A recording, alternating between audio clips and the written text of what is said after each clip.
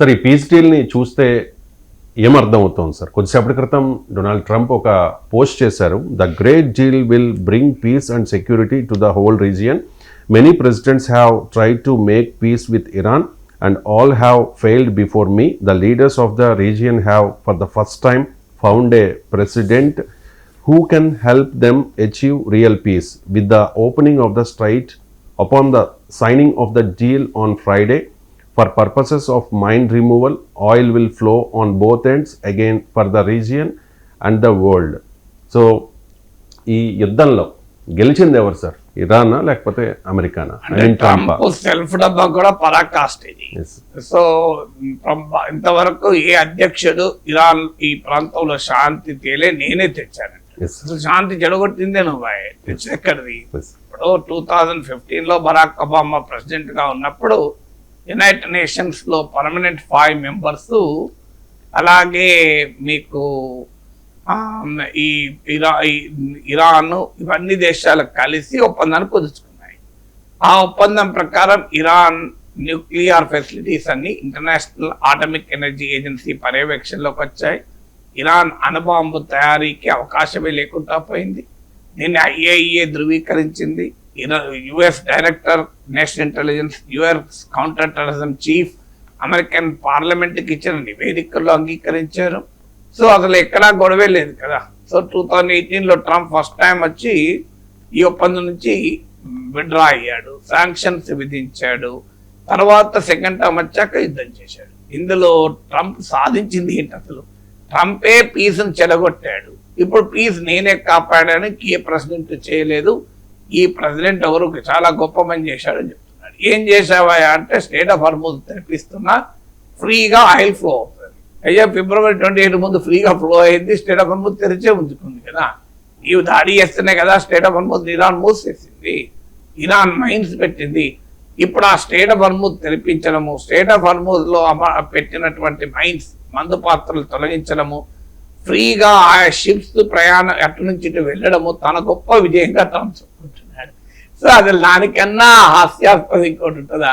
అవన్నీ February 28 వారకన్నా ముందు open ఉన్నది, ఎవరు అభ్యంతరమే చెప్పింది లేదు. నీ యుద్ధం వల్ల వచ్చిన సమస్యను యుద్ధం ఆగితే అది ఆగుతుంది, నువ్వు చేసేది ఏమున్నది? యుద్ధం ఆగితే ఆటోమేటిక్గా ఆగుతుంది. అందువల్ల తానే వార్ సృష్టించి, తానే పీస్ని చెడగొట్టి, తానే మళ్ళీ వారు ఆపి మళ్ళీ నేనే పీస్ శాంతి దూతాంతి, ఇంతకన్నా అరాచకత్వం ఇంకేమైనా ఉందా? సో అందువల్ల ఇదొక పరాకాష్ట. ఇక ఎవరు గెలిచినట్లు అంటే ఏ వార్లో కూడా ఎవరు విన్నర్స్ ఉన్నారు. ఈ వార్లో ఇద్దరు లూజ్ అయ్యారు, అనుమానం లేదు. కానీ అల్టిమేట్ గా అమెరికా ఏం కోరుకున్నది? ఇరాన్ ఈ యుద్ధం అమెరికా మొదలుపెట్టింది, ఇరాన్ మొదలుపెట్టలేదు. మనకు అర్థం కావాల్సింది అంటే ఇరాన్ ఎక్కడా అమెరికా పైన దాడి చేయలే. అమెరికా ఇజ్రాయిల్ మొదలు పెట్టాకనే ఇరాన్ రియాక్ట్ అవుతూ వచ్చాయి. ఇరాన్ ముందుగా ఏకపక్షంగా అమెరికా పైన దాడి చేయలేదు. ఇది మనకు అర్థం కావచ్చు, బ్యాక్ వెళ్ళి చూస్తే అర్థమవుతుంది. సో అమెరికా ఎందుకు యుద్ధం చేసింది? యుద్ధ లక్ష్యాలు ఏంటి? మొదట్లో ఏమన్నారు? రెజీమ్ చేంజ్ మా లక్ష్యము అన్నారు. తర్వాత ఏమన్నాడు? అసలు అది మా లక్ష్యమే కాదు అన్నాడు. తర్వాత ఏమన్నాడు? ఆ లక్ష్యం ఆల్రెడీ సాధించామన్నాడు. సో కమేని అంతమే. కానీ మనకు అర్థమవుతుంది, ఇప్పుడు ట్రంప్ ట్వీట్లో ఉంది కదా, ఇస్లామిక్ రిపబ్లిక్ ఆఫ్ ఇరాన్ అని ఆయనే రాశాడు. సో ఎక్కడ రెజీమ్ చేంజ్ అయింది? అదే ఇస్లామిక్ రెజీమ్ ఉంది. వ్యక్తులు మారారు తప్ప వ్యవస్థ మారలేదు. సో అందువల్ల రెజీమ్ చేంజ్ జరగలేదని ట్రంప్ ట్వీట్లోనే అర్థమవుతుంది. విత్ ఇస్లామిక్ రిపబ్లిక్ అన్నాడు. ఇక రెండవది ఏమన్నాడు? ఇరాన్ న్యూక్లియర్ ఫెసిలిటీని నేను ధ్వంసం చేస్తాం, ఇక ఇరాన్ అణుయుద్ధము చేయదు, అణ్వాయుధం తయారు చేయదు అని చెప్పాడు. సో ఏం జరిగింది? ఎప్పటిదాకా డైరెక్టర్ నేషనల్ ఇంటెలిజెన్స్, అలాగే డైరెక్టర్ కౌంటర్ టెర్రరిజం వీళ్ళందరూ చెప్తూ వచ్చారు, అయ్యా ఇరాన్ అణుబాంబు తయారు చేసే పరిస్థితి లేదు, IAEA పర్యవేక్షణలో ఉండగా అని అన్నారు. కానీ IAEA పర్యవేక్షణ ఎత్తివేసింది America. So Iran nuclear facilities ధ్వంసం చేస్తామంటూ 2025 జూన్లో అటాక్ చేశారు, మళ్ళీ ఇప్పుడు అటాక్ చేశాడు. కానీ ఇంతవరకు అమెరికన్ పార్లమెంటుకు అమెరికన్ అధికారులే ఇచ్చిన నివేదిక ప్రకారం డిగ్రేడెడ్ బట్ నాట్ డిస్ట్రాయిడ్, అంటే దెబ్బతిన్నాయి తప్ప నాశనం కాలేదు అని. ఎందుకంటే ఇరాన్ తన న్యూక్లియర్ ఇన్ఫ్రాస్ట్రక్చర్ ను మొత్తం అండర్ గ్రౌండ్ లో అప్ టు 600 feet లోపల మీకు బంకర్లలో దాచిపెట్టింది. అందువల్ల ఇంతవరకు అవకాశమే లేదు. ఇప్పుడు ఈ ఎంఓయు కుదిరాక 60 రోజుల్లో న్యూక్లియర్ ఇష్యూ పైన టాక్స్ నడుస్తాయి. అప్పటిదాకా మనం చెప్పలేం ఇరాన్ ఏం ఒప్పుకుంటుందని. ట్రంప్ చెప్పేదేమో లేదు 60 రోజుల్లో ఇరాన్ ఒప్పుకుంటుంది, న్యూక్లియర్ ఫెసిలిటీస్ వదిలేసుకుంటుంది, మేము తెచ్చేసుకుంటాం వాటన్నిటిని యురేనియం నిల్వల్ని, కాదంటే మళ్ళీ యుద్ధం చేస్తాం అంటున్నాడు. బట్ ట్రంప్ ట్రెండ్ చూస్తే నన్ను అలాగే నానుస్తాడు తప్ప ఏమీ చేయడు. చూడాలి అది ఒక్కటి మాత్రం. కానీ ఇప్పటికైతే ఇరాన్ న్యూక్లియర్ ఇష్యూ పైన ఇరాన్ తన వైఖరి ఏమీ మార్చుకోలేదు. అమెరికానే తోకమ్మడిచి ఎంఓయు కుదుర్చుకుంది.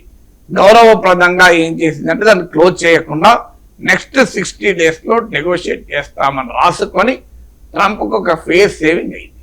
అందువల్ల రెజీమ్ చేంజ్లో అమెరికా సక్సెస్ కాలే, ఇరాన్ న్యూక్లియర్ అంశంలో సక్సెస్ కాలే. ఇక మూడవది ఇరాన్ మిసైల్ కేపబిలిటీ. ఆ ఇరాన్ మిసైల్ కేపబిలిటీ నుంచి అసలు ఒప్పందం గురించి ప్రస్తావన కూడా లేదు. సో అది చర్చలోనే లేదు ఇరాన్ మిసైల్ కేపబిలిటీ ఆపాలని. నాలుగవ డిమాండ్ ఏంటి అమెరికాది? ఇరాన్ తన ప్రాక్సీస్ యాక్సిస్ ఆఫ్ రెసిస్టెన్స్ కి ఇచ్చేటువంటి మద్దతును ఉపసంహరించుకోవాలి అని. సో ఆ మద్దతును ఆపేయాలని. యాక్సిస్ ఆఫ్ రెసిస్టెన్స్ లో గాజాలో హమస్, లెబనాన్ లో హిజ్బుల్లా, యమన్ లో హూతీస్ అండ్ ఇరాక్ లో షియా మిలిషియా. అది ఆ యాక్సిస్ ఆఫ్ రెసిస్టెన్స్ పైన ఎక్కడా ఇందులో మెన్షనే లేదు. అంటే ఇరాన్ తన ప్రాక్సీస్ కు మద్దతు ఇవ్వకూడదు అనే అంశమే లేదు. మరి ఇక ట్రంప్ ఏం సాధించినట్లు? ట్రంప్ ట్వీట్లు ఎక్కడనుందా రెజీమ్ చేంజ్ ప్రస్తావన లేదు, ఇరాన్ న్యూక్లియర్ ఇష్యూ ప్రస్తావన లేదు, ఇరాన్ మిసైల్ కేపబిలిటీ ప్రస్తావన లేదు, యాక్సిస్ ఆఫ్ రెసిస్టెన్స్ మిత్రపక్షాలకు ఇరాన్ ఇచ్చే మద్దతు గురించి ప్రస్తావనే లేదు. మరి ట్రంప్ ఏం సాధించాలని చెప్పుకుంటున్నాడు? శ్రేణ వర్మూత్ తెరిపించాలని చెప్పుకుంటున్నాడు. అయ్యా తెరిచే ఉంది యుద్ధానికి ముందు, నీవు యుద్ధం చేస్తే మూసేశారు, ఇప్పుడు యుద్ధం ఆగితే తెరిచేశారు. కానీ దాన్ని తెరిపించాను, నేను అద్భుతం సాధించానని చెప్పుకుంటున్నాను. కానీ అసలు యుద్ధానికి ఎంచుకున్న ఏ లక్ష్యము నెరవేరలేదు. ఇక మిగిలింది ఏంటి? ఇప్పుడు ఇరాన్ వైపు నుంచి ఏం సాధించింది అంటే ఇరాన్ శాంక్షన్స్ ఎత్తివేయాలని దానికి అంగీకరించింది అమెరికా. అలాగే ఇరాన్ నిధులు అమెరికా స్తంభించి పెట్టింది, వాటిని విడుదల చేయాలని దానికి అమెరికా అంగీకరించింది. సో తనపైనే కాదు తన ప్రాక్సీస్ పై కూడా దాడులు ఆపాలి, ఇంక్లూడింగ్ హిజ్బుల్లా పైన, దానికి అమెరికా అంగీకరించింది. సో ఇరాన్ చెప్పిన 3 అమెరికా అంగీకరించింది. 4వది తన మిసైల్ కేపబిలిటీ ముట్టుకోవద్దన్నారు, దానికి అంగీకరించింది. సో ఇరాన్ చెప్పిన అన్నిటికీ అమెరికా అంగీకరించింది. ఒక్క దానిపైన ఇరాన్ ఏంటంటే వెనక్కి తగ్గింది, టోల్ విధించడం. ఎందుకు వెనక్కి తగ్గింది? అది మొదటి నుంచి ఇరాన్ చెప్తోంది, మా పునర్నిర్మాణానికి మీరు నిధులు ఇస్తే మేము టోల్ వేయము, లేకపోతే టోల్ వేస్తామన్నారు. ఇప్పుడు ఈ ఒప్పందంలో అది కూడా చర్చించుదామని ఒప్పుకున్నారు. ఇక మరి ఇరాన్ క్లియర్ గా కనబడుతున్నాయి కదా. అమెరికా డిమాండ్లోమో ఏవి ఒప్పుకోలేదు ఇరాన్, అయినా అమెరికా ఒప్పందాన్ని సిద్ధపడింది. ఇరాన్ తన డిమాండ్లన్నీ సాధించింది కదా. దీన్ని బట్టి అర్థం అవుతుంది కదా ఎవరు గెలిచారని. సో ఇక నెక్స్ట్ 60 days లో గనక ఇరాన్ తన యురేనియం నిల్వల్ని అమెరికాకి అప్పచెప్పినా, మరో దేశానికి అప్పచెప్పినా, లేదా సిగ్నిఫికెంట్ గా డిస్ట్రాయ్ చేసినా, అప్పుడు మాత్రం ట్రంప్ విజయం సాధించినట్టు. అప్పటిదాకా అమెరికా సాధించింది ఏమీ లేదు. ఇప్పటికైతే అమెరికా కన్నా ఇరానే ఈ ఒప్పందం ద్వారా ఎక్కువ సాధించింది. సో ఎక్కడా మీరు అమెరికా ఏ విషయంలో సాధించిందని ట్రంప్ కూడా చెప్పుకోవడం లేదు కదా. ట్రంప్ ఏం చెప్తున్నాడు? ఇప్పటికీ శ్రేణ వర్ము తెరిపించాలని ఒక్కటే చెప్పుకుంటున్నాడు, మిగతా ఏవి చెప్పుకుంటలేదు కదా. సో అందువల్ల it's a clear case as of now Iran స్పష్టంగా పై చేయింది. కానీ నెక్స్ట్ 60 days లో ఒక్క న్యూక్లియర్ ఇష్యూ పైన ఇరాన్ ఒప్పిస్తే అమెరికా గ్రేటెస్ట్ విక్టరీ సాధించినట్టు, లేకపోతే ఏమీ లేదు. మళ్ళీ మొదలుకొచ్చి పోనీయండి, ఇరాన్ పైన గతంలో ఒబామా కాలంలో కొంచెం ఒప్పందం కుదిరితే కూడా ఏమున్నది, అది ఇరాన్ ఒప్పందానికి ఎప్పుడూ రెడీగా ఉన్నది.